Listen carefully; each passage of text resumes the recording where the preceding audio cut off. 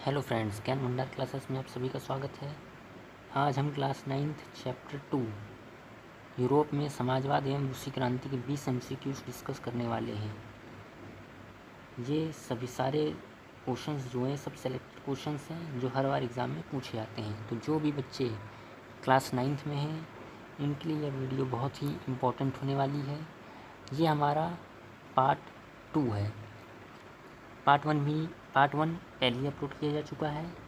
अभी पार्ट 3 भी इसका आएगा, तो बहुत जल्द हमारे चैनल पे पार्ट 3 भी अपलोड किया जाएगा। तो हमारे चैनल को तुरंत सब्सक्राइब कर लें। तो चलिए बिना किसी देरी के वीडियो को शुरू करते हैं। चलिए, पहला क्वेश्चन है आपका, बोल्शेविक पार्टी का नेता कौन था? बोल्शेविक पार्टी का नेता कौन था? Joseph Stalin, Leon Trotsky, Vladimir Lenin, Karl Marx. तो बोल्शेविक पार्टी का नेता कौन था? व्लादिमीर लेनिन था। ऑप्शन सी आपका करेक्ट है। चलिए क्वेश्चन नंबर 2 देखते हैं। 1917 में बोल्शेविकों की मुख्य मांग क्या थी? अधिक कर,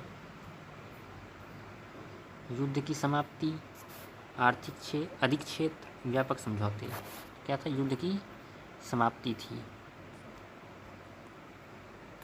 चलिए क्वेश्चन नंबर 3 देखते हैं। रूसी क्रांति कब हुई? ये इंपॉर्टेंट क्वेश्चन है। रूसी क्रांति कब हुई? ये इंपॉर्टेंट क्वेश्चन है, आप इसको नोट कर लेना, इंपॉर्टेंट।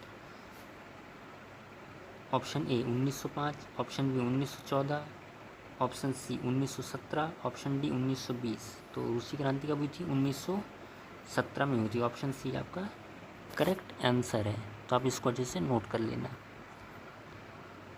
चलिए क्वेश्चन नंबर 4 देखते हैं। रूसी संसद का नाम क्या था? ये इम्पोर्टेंट है। रूसी संसद का नाम पूछा गया, तो रूसी संसद का नाम क्या था? डाइट था, ड्यूमा था, रेहस्टाग था, सीनेट था। तो रूसी संसद का नाम क्या था? ड्यूमा कहते थे। रूसी संसद को क्या कहते हैं? ड्यूमा कहते थे। तो आप इसको नोट कर लेना, ऑप्शन बी। ये क्वेश्चन पूछा गया है एग्ज़ाम में। चलिए क्वेश्चन नंबर 5 देखते हैं। क्वेश्चन नंबर 5 है, रूस का अंतिम ज़ार कौन था? ये भी पूछा गया है, रूस का अंतिम ज़ार कौन था? तो आप इसको इम्पोर्टेंट करके मार्क कर लेना। निकोलस प्रथम, अलेक्जेंडर द्वितीय, पीटर द ग्रेट, निकोलस द्वितीय। तो कौन था रूस का अंतिम ज़ार? निकोलस द्वितीय था। Option D. ठीक है, आप इसको अच्छे से नोट कर लेना। देखिए, अगर फ्रेंड्स अगर आपको ये वीडियो पसंद आ रही तो आप इसको लाइक, शेयर और सब्सक्राइब कर लें और बेल आइकन को दबाना ना भूलें। चलिए क्वेश्चन नंबर 6 देखते हैं। 1905 की रूसी क्रांति में किस युद्ध का योगदान था? प्रथम विश्व युद्ध का, रूसी जापानी युद्ध का, क्रीमियन युद्ध का, नेपोलियन युद्ध का। 1905 में रूसी क्रांति का किस युद्ध का योगदान था? रूसी जापानी युद्ध का योगदान था। ऑप्शन बी करेक्ट है इसका। अब इसको अच्छे से नोट कर लेना। चलिए क्वेश्चन नंबर 7 देखते हैं। क्वेश्चन नंबर 7 है, शांति जमीन और रोटी का नारा क्या दर्शाता है? शांति जमीन और रोटी का नारा क्या दर्शाता है? शांति संधियाँ, बोल्शेविक मांगे, ज़ार के सुधार, औद्योगिक नीतियाँ। तो शांति जमीन और रोटी का नारा क्या दर्शाता है? बोल्शेविक मांगे दर्शाता है। ऑप्शन बी सही है। आप इसको नोट कर लेना आंसर।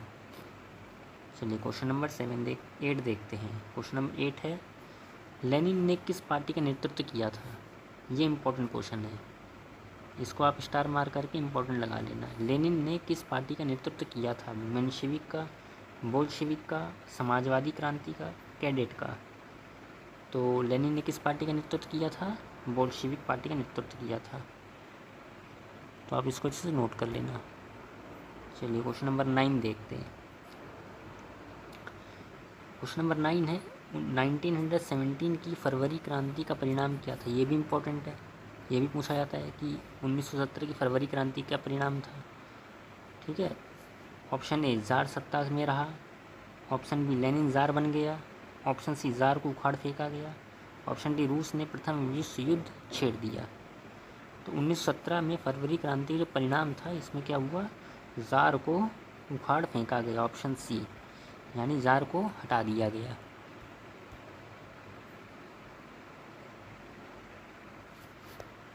चलिए क्वेश्चन नंबर 10 देखते हैं।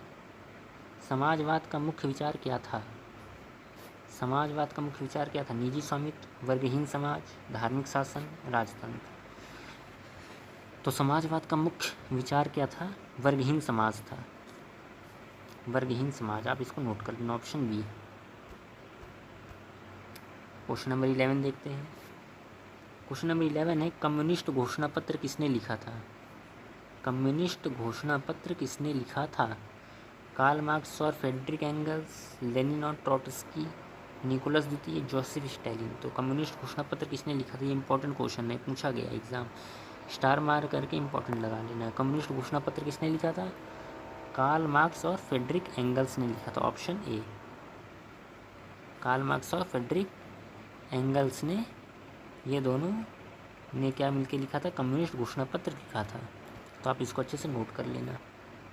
चलिए क्वेश्चन नंबर 12। क्वेश्चन नंबर 12 है, बोल्शेविक किस प्रकार की सरकार स्थापित करना चाहते थे? ये भी इम्पोर्टेंट क्वेश्चन है कि बोल्शेविक किस प्रकार की सरकार स्थापित करना चाहते थे। चलिए देखते हैं। लोकतंत्र, समाजवादी राज्य, राजतंत्र, धर्मतंत्र।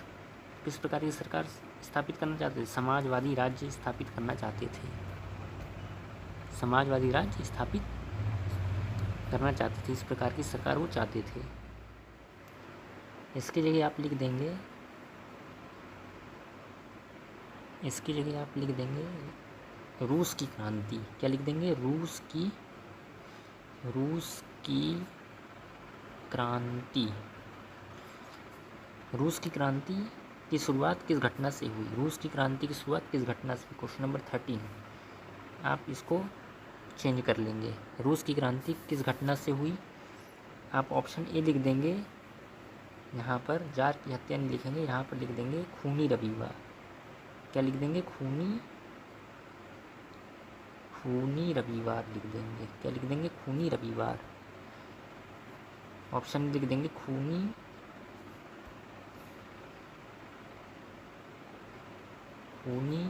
रविवार लिख देंगे, ठीक है, ऑप्शन ए इसकी जगह। तो ये क्वेश्चन नंबर 13 हो जाएगा। तो रूस की क्रांति की शुरुआत, रूस की क्रांति की शुरुआत किस घटना से हुई? ये थोड़ा ऑप्शन आप चेंज कर लेंगे।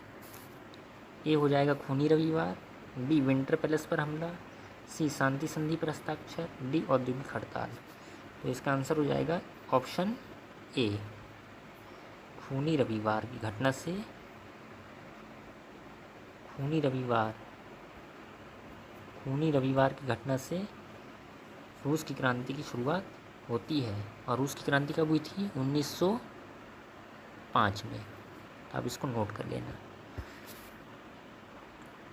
चलिए, ये थोड़ा मिसप्रिंट हो गया था क्वेश्चन, तो इसको मैंने अब चेंज करवा दिया। तो आप इसको अच्छे से चेंज कर लेना और नोट कर लेना। चलिए क्वेश्चन नंबर 14 देखते हैं। क्वेश्चन नंबर 14 है, सोवियत कौन थे? क्वेश्चन नंबर 14 है, सोवियत कौन थे? सैनिक थे, श्रमिक और सैनिक परिषद था, राजशाही समर्थक थे, विदेशी राजनयिक थे। तो सोवियत कौन होते थे? श्रमिक और सैनिक परिषद। रूस में सैनिक परिषद जो होती थी उसको क्या बोलते थे? सोवियत कहा जाता था। तो आप इसको अच्छे से नोट कर लेना। चलिए क्वेश्चन नंबर 15 देखते हैं। क्वेश्चन नंबर 15 है, ब्रेस्ट लिटोवस्क की संधि पर कब हस्ताक्षर किए गए थे? ब्रेस्ट लिटोवस्क की संधि पर कब हस्ताक्षर किए गए थे? 1914 में, 1917 में,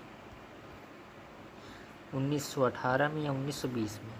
तो इसका ऑप्शन हो जाएगा 1918 में, ऑप्शन सी। चलिए क्वेश्चन नंबर 16 देखते हैं। लेनिन ने समर्थन हासिल करने के लिए किस नारे का इस्तेमाल किया? ये इंपॉर्टेंट क्वेश्चन है, अब इसको स्टार मार करके इंपॉर्टेंट लगा लेंगे। लेनिन ने समर्थन हासिल करने के लिए किस नारे का इस्तेमाल किया था? ज़ार के लिए, शांति, भूमि और रोटी, सुधार और प्रगति, एकता और स्वतंत्रता। तो किस नारे के साथ इसने इस्तेमाल किया था? शांति, भूमि और रोटी, ऑप्शन बी आपका करेक्ट हो जाएगा। चलिए क्वेश्चन नंबर 17 देखते हैं।